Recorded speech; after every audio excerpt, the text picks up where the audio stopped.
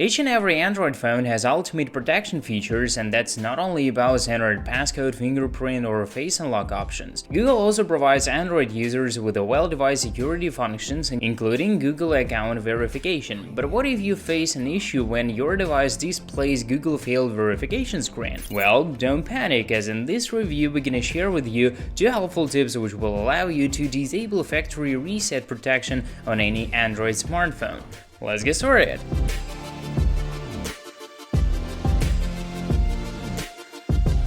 The first tip deals with the default option, which is already included in any Android smartphone. If you face Google failed verification screen, simply open settings on the phone, tap on search menu and find accounts or accounts backup option. Tap on the appeared variant and in the accounts menu, click on remove account feature. By taking this action, your account will be removed from your Android phone as well as factory reset protection. Repeat the process for any other accounts you may have used in the past.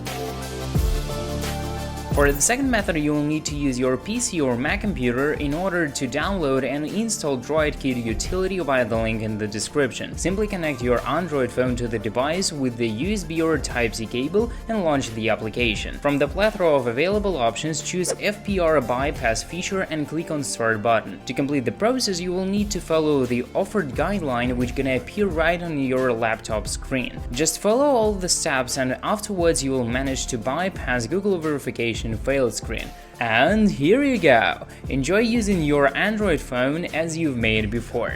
Hope that all the tips that we've shared with you would be kinda useful. Don't forget to download and install DroidKit utility on your computer via the link in the description, and also subscribe to our channel, like this review and share it with your friends on the social nets. Thanks for watching and see you soon. Peace.